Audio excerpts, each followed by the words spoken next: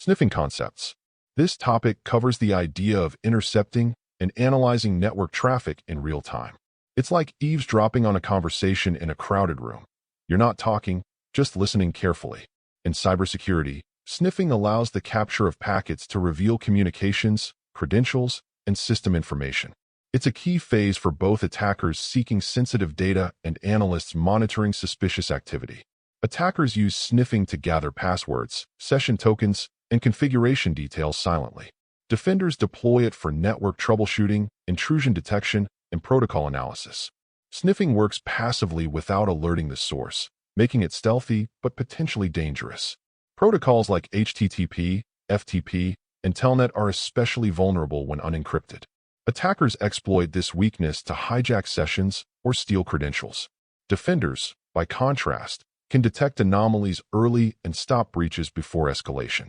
In essence, sniffing gives eyes into the network's bloodstream. What flows there tells the entire story. MAC attacks. The aim here is to overflow a switch's MAC table so it stops forwarding traffic selectively. It's like stuffing a mailbox with junk until the real letters spill out for everyone to see. Normally, a switch learns which MAC addresses belong to which ports, keeping traffic private. But if that table fills up, the switch may broadcast all frames, letting us capture them. For the demonstration, we'll use MACOF, a common tool for generating a flood of fake MAC entries. It sends packets with random source addresses at high speed, quickly overwhelming the table. Once full, the switch starts sending every packet to every connected device. This exposes traffic that wasn't meant for us. Attackers use it to sniff sensitive data. Defenders prevent it with port security and limits on allowed MACs. It's a simple trick that turns a switch into a hub. DHCP attacks. The purpose here is to exploit the process where devices automatically get their IP settings from a DHCP server. It's like someone handing out fake maps at a bus station, sending travelers to the wrong places. In normal networks, a DHCP server gives clients their IP, gateway, and DNS details. If an attacker becomes that server, they can control where the client's traffic goes. In our example, we'll use Yersinia, a tool capable of simulating a rogue DHCP server. It sends offers faster than the legitimate server, making clients accept the attacker's settings. Once accepted, all traffic can be routed through malicious gateways or DNS servers. This allows interception, redirection, or phishing at the network level. Attackers gain a man-in-the-middle position almost instantly. Defenders must use DHCP snooping and authentication to block rogue offers. It's a speed game that decides who controls network directions. ERP poisoning. Here, the objective is to trick devices into sending traffic to the wrong machine. It's like convincing a delivery driver that your house is the post office. In a network, ARP maps IP addresses to MAC addresses for delivery. If we send forged ERP replies, we can change those mappings. For this demo, we'll use ARP Spoof, a straightforward tool for sending fake ARP messages. It tells the target that our MAC address belongs to the gateway, and vice versa. This places our machine in the middle of their communication. From there, we can capture, modify, or forward traffic as we choose. Attackers use it for man-in-the-middle attacks and data theft. Defenders counter it with static ARP entries or dynamic ARP inspection. It's a silent, fast technique that works as long as the network trusts unsolicited ARP replies. Spoofing attacks. The aim is to pretend to be another device or service on the network. It's like answering the phone using someone else's name and voice to gain trust. In networks, spoofing tricks systems into sending data to the attacker, thinking it's a legitimate recipient. This can involve faking IP addresses, MAC addresses, or even DNS responses.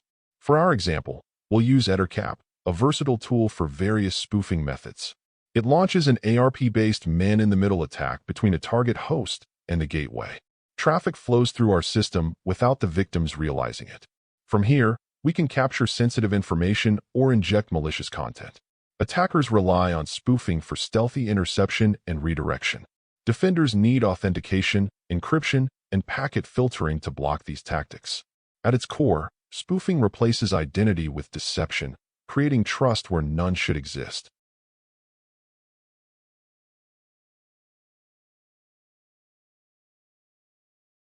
DNS poisoning.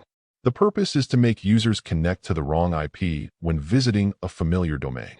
It's like switching a road sign, so drivers end up at the wrong destination. DNS translates human-friendly names into IP addresses. If we corrupt those records, we can redirect victims to any site we choose. Here, we'll use DNSPoof, a tool for sending forged DNS responses. It replies to name queries with attacker-controlled IP addresses instead of the real ones. When victims visit trusted domains, they unknowingly reach malicious servers.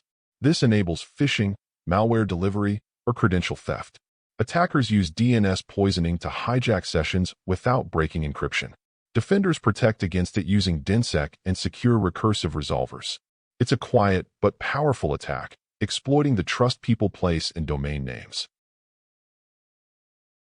Sniffing tools. These are the applications and utilities that make network traffic capture and analysis possible. It's like having binoculars that let you watch every car driving on a digital highway. Some tools are passive, quietly recording packets, while others can inject or manipulate traffic. The choice depends on whether you're troubleshooting, monitoring, or attacking. For our example, we'll use Wireshark, a popular packet analyzer with powerful filtering capabilities. We set a filter to capture only HTTP requests for focused inspection. The captured packets reveal details about the user's requests, headers, and sometimes credentials. Attackers rely on tools like Wireshark, Dump, and EtherCap for targeted data capture.